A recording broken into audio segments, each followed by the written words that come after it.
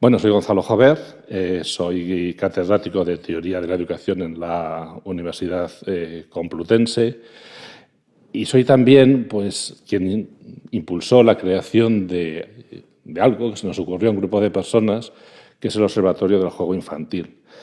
Es una iniciativa que tuvimos hace 3 o 4 años pues, para poder observar precisamente cómo juegan los niños, porque el juego siempre lo hemos tenido ahí, pero nunca lo hemos mirado demasiado. Entonces, bueno, se trata de, ya que está ahí, observarlo, estudiarlo, ver cómo juegan, qué necesitan, qué tienen, qué les falta, eso cómo evoluciona, todo ese tipo de cosas. Yo reduciría lo que soy de esas dos cosas. Soy profesor de educación y soy miembro del Observatorio del Juego Infantil. Bueno, el juego son muchas cosas diferentes. Yo destacaría principalmente 3. Primero, el juego es la actividad que hacemos y que hacen los niños para disfrutar. Es una actividad que el fin es ella misma. El placer lo obtenemos jugando, no lo obtenemos de otra manera. Hoy tendemos a valorar sobre todo las actividades instrumentales, las actividades que hacemos para conseguir otras cosas.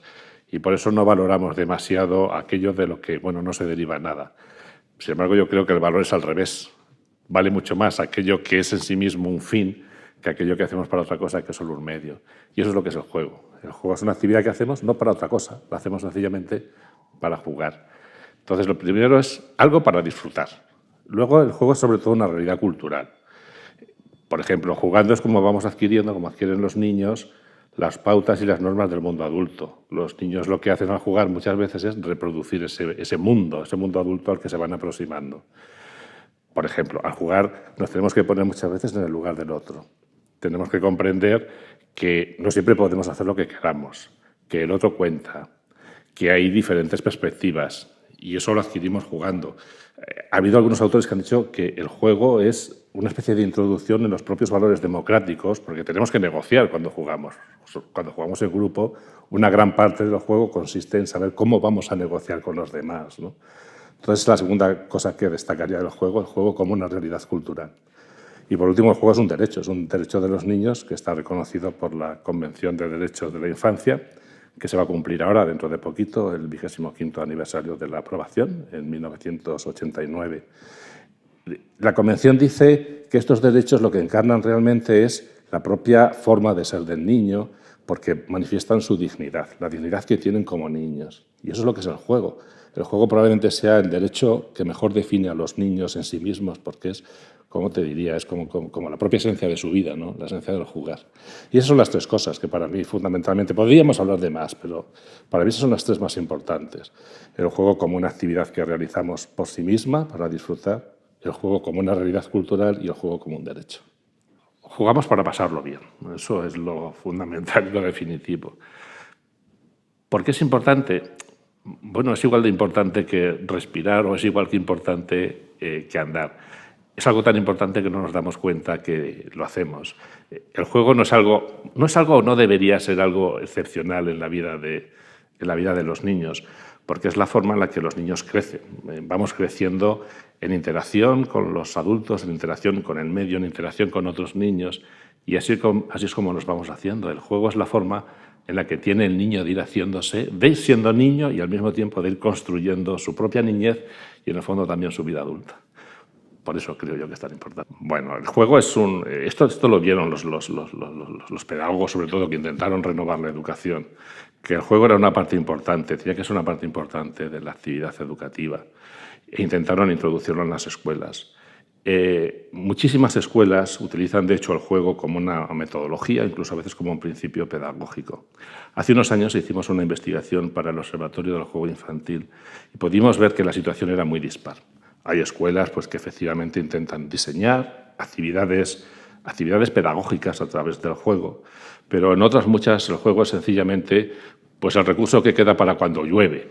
Cuando llueve, en lugar de los niños salir al patio, les organizan algún tipo de algún tipo de juegos. En las escuelas el tiempo y el espacio de juego sigue siendo el recreo fundamentalmente, y sí tenemos bastante información sobre qué pasa en los recreos, ¿no? Sabemos que los niños juegan de una manera, por ejemplo, y las niñas juegan de otra. Sigue habiendo bastante diferencia. Las niñas de pequeñas juegan sobre todo juegos de movimiento, a pillarse, a correr, y a medida que van creciendo se dedican más a jugar, a estar las unas con las otras, por decirlo así. Mientras que para los niños siempre es el balón, desde que son pequeñitos hasta que son más mayores. Al margen del recreo, muchas escuelas también utilizan luego el juego dentro del aula para hacer cosas muy distintas. Por ejemplo, se utiliza mucho la recuperación de juegos tradicionales y populares, pues, en los entornos donde se vive, o el juego también como un recurso, pues, para estimular ciertos valores, el respeto, la tolerancia, el reconocimiento de la diversidad, ver cómo juegan otros, incluso en las zonas próximas. Esto también se hace bastante. Y luego hay algunas, aunque no muchas experiencias también, en educación primaria. En educación infantil es más frecuente. En educación primaria, pues, por ejemplo, enseñar ciencias o matemáticas a través de juego. Entonces, sí está reconocido teóricamente el juego como un elemento importante de la educación, pero la introducción, por decirlo así, escolar es todavía muy complicada, aunque legalmente existe. Es decir, el currículum establecido en educación infantil y en educación primaria habla en diferentes lugares del juego y de la introducción del juego como una metodología. Aquí también hay que tener un poco de precaución porque, claro, el problema que existe, el debate pedagógico, es que si regulamos demasiado el juego, y en la escuela hay que regularlo, deja de ser juego. Entonces, las propias escuelas y los maestros, cuando hablamos con ellos en esta investigación de la que te hablaba, ellos mismos nos dicen que, bueno, que sí, que esto está muy bien, utilizar didácticamente el juego, pero que sobre todo lo que hay que fomentar, y aquí sobre todo en el recreo, es el juego espontáneo, es decir, que los niños jueguen un poco a lo que quieran, donde quieran y como quieran, cuidando, y eso es un poco la misión del profesor en este caso, bueno, que todos puedan jugar, que no haya exclusiones, que no haya niños a los que se tratan con violencia, pero salvando estas cuestiones básicas, estimular que sean los propios niños quienes jueguen, o sea, el desarrollo del juego espontáneo, que es el juego, porque si lo regulas demasiado se convierte ya en una actividad de aprendizaje, por decirlo así, y pierde mucho de su carácter de juego. El principal impulsor del juego fue Froebel. Froebel decía que la actividad de los niños tiene que ser el juego espontáneo, porque así van desarrollando ellos lo que él llamaba su naturaleza interior. Le daba tantísima importancia, sobre todo al juego de los niños pequeños, que a los centros educativos que creó no quiso llamarle escuelas, entonces le llamó jardines de niños, sitios donde los niños se cultivan, crecen jugando. A partir de ahí, prácticamente todos los teóricos de la escuela nueva, hasta nuestros días, todos han insistido teóricamente en el juego. Es verdad que ahora las escuelas, aunque tenemos todo este bagaje teórico detrás, están muy presionadas por otros objetivos, los niños tienen que pasar pruebas, etcétera. Y bueno, esto nos lleva a pensar que el juego no es demasiado importante. No hay un PISA. PISA son las evaluaciones internacionales que se hacen sobre lo que aprenden, en este caso en educación secundaria. No hay algo parecido a unos estándares internacionales sobre cómo juegan los niños en las escuelas. Sería, por ejemplo, interesantísimo observar qué relación tienen esos resultados escolares con el tiempo que dedican al juego, con el tiempo que se dedica al juego en los diferentes países. Nos podríamos llevar algunas sorpresas si hacemos ese tipo de estudio. Parece bastante claro que hoy los niños tienen menos tiempo para jugar de lo que podían tener, pongamos, hace 30 años, porque están mucho más presionados por otras finalidades y por otro tipo de urgencias. Ahora, la vida competitiva empieza demasiado temprano. Los niños desde muy jovencitos tienen que estar preparados, por decirlo así, para la vida que se les viene encima. Además, las condiciones sociales tampoco favorecen mucho. Antiguamente se jugaba mucho en la calle. Hoy la calle es un espacio poco amable para los niños. Se cuida, por ejemplo, muchísimo los espacios públicos y que los espacios públicos y la calle sean amables para las personas mayores, para las personas que tienen dificultades de movimiento. Sin embargo, se cuida muy poquito que esos mismos espacios sean amables para los niños. Hoy hay muchísimos sitios donde pone, por ejemplo, prohibido jugar con la pelota. No se cuida que los niños tengan un espacio para poder jugar. Y esto va haciendo que además no solamente el tiempo de juego cambie, pero también cambia el espacio. Se juega menos fuera y se juega mucho más dentro. Y esto afecta porque el juego deja de ser colectivo. Ahora los niños juegan mucho más ellos solos, con objetos, que con otros niños. Los juguetes. Los juguetes son instrumentos. Son un instrumento que se utiliza para jugar, igual que se crean otros instrumentos. Las personas tenemos y los niños tienen necesidad de jugar y el juguete es algo que se crea para facilitar eso. Igual que tenemos necesidad de movernos y construimos bicicletas, construimos coches, etc. Yo creo que lo que es importante es tener en cuenta que, como el coche, como la bicicleta, el juguete es un medio para el juego, no es un fin en sí mismo. O sea, es un medio para que el niño disfrute. Pierde todo su valor cuando el niño deja de disfrutar con él. Por eso a veces los padres están muy preocupados sobre qué tipo de juguetes tienen que comprar para sus hijos. Los juguetes han ido evolucionando mucho, han ido cambiando. Ahora son, por ejemplo, mucho más seguros. Hay institutos que estudian para que los juguetes no sean peligrosos para los niños. Tienen que cumplir muchísimas normas. Además, ahora también muchas veces las etiquetas incluyen orientaciones sobre las edades para las que son apropiados unos juguetes y otros juguetes. Y todo eso está muy bien y los padres lo tienen que conocer. Pero al final no hay una norma. Al final la única norma es que el juguete le tiene que servir a tu hijo para que él disfrute. Si no sirve para eso, deja de cumplir su función. Y es muy difícil. Es muy difícil saber qué tipo de juguetes sirven para que un niño disfrute o no lo haga. Lógicamente la presión del medio en este caso infantil, incluso la publicidad, pesa muchísimo. Al final todos los niños quieren tener el mismo juguete porque todos lo tienen. Pero lo importante es saber si con eso realmente él va a disfrutar. Y esto quien lo sabe son los padres, que son los que observan a los hijos, ¿no? Por tanto, es muy difícil dar una norma, por ejemplo, a los padres sobre qué tipo de juguete es apropiado o no es apropiado. Son ellos quienes mejor lo saben. La publicidad de los juguetes no siempre se enfoca a los niños. Esto es una cosa curiosa. Muchísimas veces se enfoca más a los padres que a los propios niños.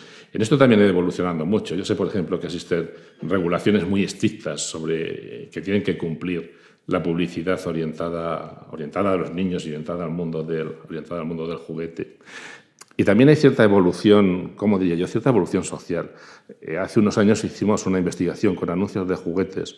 Cogimos anuncios de juguetes de 3 generaciones diferentes, desde los primeros que hubo en televisión, desde los primeros primeros anuncios de juguetes que aparecieron en televisión.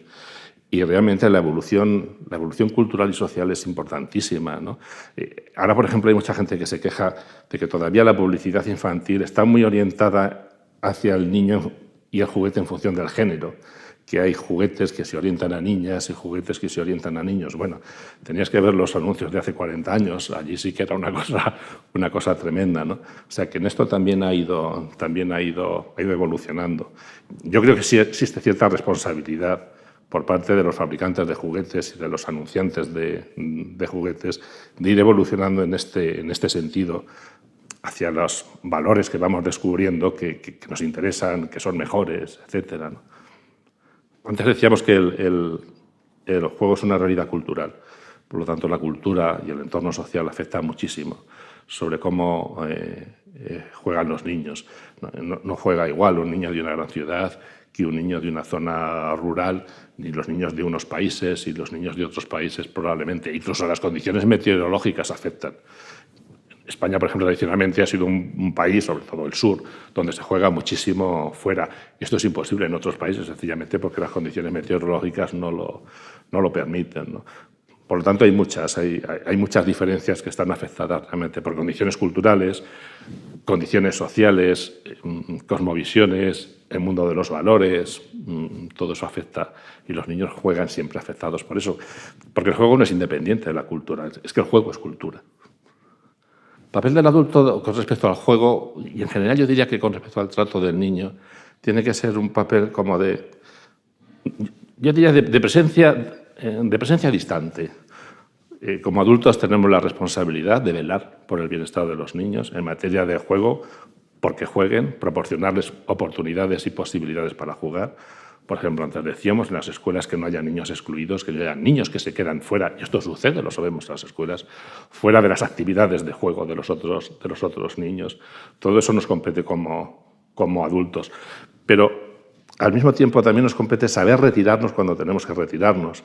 Y quizás esto sea más difícil de aprender que lo otro. El adulto siempre quiere estar ahí. Digamos, tenemos la necesidad de pensar que de alguna manera somos insustituibles y somos imprescindibles para el niño, ¿no? Y un aprendizaje importante, no para el niño, sino para el adulto, es saber estar cuando hay que estar, pero también saber no estar cuando no hay que estar. A ver, los organismos internacionales que velan, por ejemplo, porque se cumpla la Convención de Derechos del Niño, una de las cosas en las que insisten es que el juego debe estar incluido en los programas de formación de los profesores. Dos cosas deben estar incluidas. Deben estar incluidas el aprendizaje de los derechos de los niños y también el uso pedagógico del juego. Realmente en los programas actuales esto no es demasiado frecuente. En las investigaciones que hemos visto que los profesores de hecho utilizan el juego y son muy imaginativos a la hora de hacerlo, pero son imaginativos, es decir, lo hacen porque ellos ven la forma de hacerlo, no porque nadie les haya explicado lo que se puede hacer. No existe. Este tipo de cosas no existen en los programas de formación, un poco en educación infantil, prácticamente nada en educación primaria, porque mucha gente piensa que no es necesario. Por lo que decíamos antes, el sistema educativo está muy presionado por la necesidad de sacar buenos resultados en matemáticas, en lengua, etc. Y evidentemente es importante. En el sistema educativo español tenemos que trabajar muchísimo para que los estudiantes consigan buenos resultados en todos estos aprendizajes. Pero eso no es independiente de lo demás. Yo creo que el currículum de la formación de los profesores debería prever espacio para las dos cosas. Una buena formación didáctica en matemáticas, en lengua, en ciencias sociales, etc. Pero eso no es independiente también de aprender cómo se puede sacar pedagógicamente, incluso para estos aprendizajes. Hay experiencias muy bonitas, por ejemplo, de enseñar a los niños ciencias utilizando juegos. Cómo utilizar el juego incluso para mejorar la capacidad de los niños de razonar matemáticamente. No se suele hacer mucho. Siempre que hay cambios legislativos, los cambios legislativos sobre educación insisten mucho en la necesidad de trabajar y mejorar la formación inicial del profesorado. Sin embargo, una cuestión muy curiosa es que prácticamente desde la Ley General de 1970, que es la que llevó los planes de formación de los profesores de educación preescolar de entonces, educación primaria a la universidad, desde entonces no ha habido grandes modificaciones del sistema de formación impulsadas por leyes que tienen que ver con la educación. Ahora, quienes se forman para ser maestros de educación y educación primaria van a tener un grado, ya están saliendo las primeras promociones, igual que cualquier otro de los licenciados antiguos. Pero esto es un cambio que lo ha promovido una ley de la universidad, no una ley del sistema educativo no universitario, ¿no? Y muchísimas personas pensamos que realmente es el momento de pensar en la formación de nuestros profesores, de educación infantil, de educación primaria, de educación secundaria, como ya yo de una manera seria y quizás un poquito ya más radical. No hemos cambiado en exceso. En el fondo, lo que tenemos es, con algunos cambios, un sistema que deriva de las antiguas escuelas normales. Los maestros tienen una formación que es generalista, que es para todos. Antiguamente era una formación que se parecía más a una educación secundaria, ahora tienen una formación que se ofrece en la universidad. Los de educación infantil, los de educación primaria. Los de educación secundaria tienen unos estudios universitarios y luego algo más. Este algo más fue el CAP y ahora es un máster, pero sigue siendo lo mismo. Una educación inicial, básica, para los de primaria y una titulación universitaria, una preparación en ciencias, en matemáticas, con algo más para los de secundaria. Prácticamente de este esquema no hemos salido pues, en los últimos 40 años. Y sí, muchas personas pensamos que sería necesario empezar a revisar un poco toda esta cuestión. Mira, viendo cómo juegan los niños, se aprende mucho sobre la motivación infantil, porque es muy interesante ver el esfuerzo que ponen los niños. Ahora que se habla tanto de que los niños no se esfuerzan suficientemente y de que hay que estimular el esfuerzo en la escuela. Bueno, es sorprendente lo que los niños se esfuerzan por conseguir algo que les guste y que les interesa. Por ejemplo, jugar. Yo recuerdo una vez, hablando con un niño, que él me contaba muy orgulloso el día que había aprendido a tirar la peonza. Tardó muchísimo y tuvo que estar ensayando, porque no le salía. Ensayando, ensayando, ensayando. Horas y horas y horas y más horas. Porque él quería aprender a tirar la peonza y al final lo consiguió. Era un niño motivado para tirar la peonza. Y observando este tipo de cosas, muchas veces yo me he preguntado, bueno, ¿cómo podríamos transferir este mismo tipo de interés, de esfuerzo y motivación a otros tipos de tareas escolares, ¿no? Yo creo que si consiguiésemos eso, realmente habríamos dado con la clave de la educación. Pienso que es una idea muy bonita, porque me da la sensación de que pueden salir dos cosas. Por una parte, pues antes decíamos que el juego es una realidad cultural y está afectado por las condiciones sociales, culturales, etcétera, por las normas, los valores, la propia percepción de lo que se tiene de lo que es ser un niño, de lo que es ser un niño, de lo que es ser una niña, etcétera. Por lo tanto, si se mira diferentes entornos, vamos a encontrar diferentes formas de jugar y diferentes tipos de juego. Esto por una parte. Pero luego hay como rasgos culturales y humanos profundos. El afecto a los pequeños, la necesidad de superación. Y los juegos también reflejan esto. Entonces, es una apuesta. Yo no lo sé lo que puede pasar, pero podemos apostar que mirando en diferentes sitios vamos a encontrar cosas que son iguales. El amor hacia el otro, el amor hacia el desvalido, cierta competitividad, cierta competición entre los niños que les lleva a superarse. Yo creo que eso lo vamos a encontrar bajo unas formas o bajo otras formas, pero lo vamos a encontrar en todos los sitios. La capacidad empática, la necesidad de ponerse en el lugar del otro, la ayuda, la solidaridad. Bajo la forma de un juego o bajo la forma de otro juego, pero todo eso también lo vamos a encontrar. Vamos a encontrar formas de jugar distintas, pero vamos a encontrar también valores humanos eternos, por decirlo así, universales, profundos, metidos en esas formas de juego. Bueno, es una apuesta, a ver qué pasa. Un documental de lo que sea. Uy. Claro, ahora no vale que te diga sobre el juego, porque ahora sí que estoy yo condicionado por el contexto, pero realmente sería lo que me gustaría hacerlo. Sí, porque creo que da muchas posibilidades. Por esto que decíamos, primero porque trabajar con niños es muy bonito. Yo he hecho investigaciones con niños y al margen de que te lo pasas tremendamente bien, los niños son muy agradecidos a la hora de trabajar con ellos. Y luego la variedad de perspectivas que se pueden encontrar mirando cómo juegan los niños da un panorama realmente interesante y muy rico. Y sobre todo también porque no sabemos demasiado sobre eso. O sea, lo que tenemos por descubrir es un mundo infinito de posibilidades, ¿no? Así que yo realmente os animo a que hagáis ese tipo de reportaje. Yo recuerdo muchísimo, por esto que llamábamos antes de la presión del entorno, que hubo una época en la que todos los niños queríamos el mismo tipo de juguete en este caso. El juguete era un tanque y se llamaba Jabato. No sé quién lo fabricaba. Yo recuerdo uno de los momentos más felices el día porque me costó muchísimo trabajo convencer a mis padres, porque yo quería un Jabato también, que era un tanque, ¿no?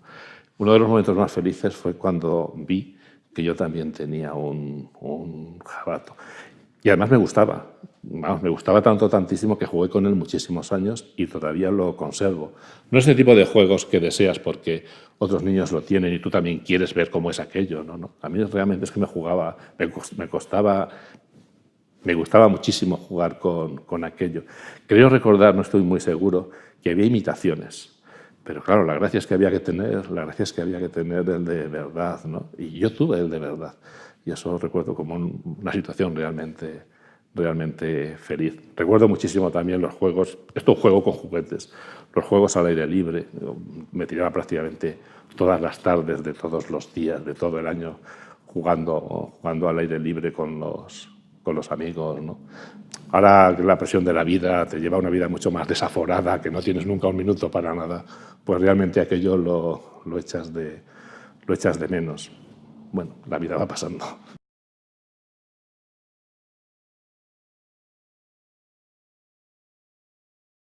que mejor define a los niños en sí mismos, porque es, como te diría, es como la propia esencia de su vida, ¿no? La esencia del jugar. Y esas son las tres cosas que para mí fundamentalmente, podríamos hablar de más, pero para mí esas son las tres más importantes. El juego como una actividad que realizamos por sí misma, para disfrutar, el juego como una realidad cultural y el juego como un derecho. Jugamos para pasarlo bien, eso es lo fundamental y lo definitivo. ¿Por qué es importante? Bueno, es igual de importante que respirar o es igual que importante que andar. Es algo tan importante que no nos damos cuenta que lo hacemos. El juego no es algo o no debería ser algo excepcional en la vida de los niños, porque es la forma en la que los niños crecen. Vamos creciendo en interacción con los adultos, en interacción con el medio, en interacción con otros niños, y así es como nos vamos haciendo. El juego es la forma en la que tiene el niño de ir haciéndose, de ir siendo niño y al mismo tiempo de ir construyendo su propio. Son muchas cosas diferentes. Yo destacaría principalmente tres. Primero, el juego es la actividad que hacemos y que hacen los niños para disfrutar. Es una actividad que el fin es ella misma. El placer lo obtenemos jugando, no lo obtenemos de otra manera. Hoy tendemos a valorar sobre todo las actividades instrumentales, las actividades que hacemos para conseguir otras cosas. Y por eso no valoramos demasiado aquello de lo que, bueno, no se deriva nada. Sin embargo, yo creo que el valor es al revés. Vale mucho más aquello que es en sí mismo un fin que aquello que hacemos para otra cosa que es solo un medio. Y eso es lo que es el juego. El juego es una actividad que hacemos no para otra cosa, la hacemos sencillamente para jugar. Entonces, lo primero es algo para disfrutar. Luego, el juego es sobre todo una realidad cultural. Por ejemplo, jugando es como vamos adquiriendo, como adquieren los niños, las pautas y las normas del mundo adulto. Los niños lo que hacen al jugar muchas veces es reproducir ese mundo adulto al que se van aproximando.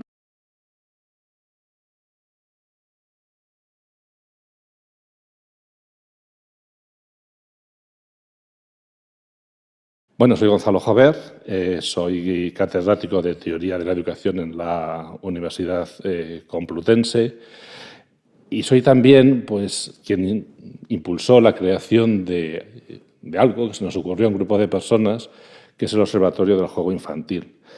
Es una iniciativa que tuvimos hace 3 o 4 años pues, para poder observar precisamente cómo juegan los niños, porque el juego siempre lo hemos tenido ahí, pero nunca lo hemos mirado demasiado. Entonces, bueno, se trata de, ya que está ahí, observarlo, estudiarlo, ver cómo juegan, qué necesitan, qué tienen, qué les falta, eso cómo evoluciona, todo ese tipo de cosas.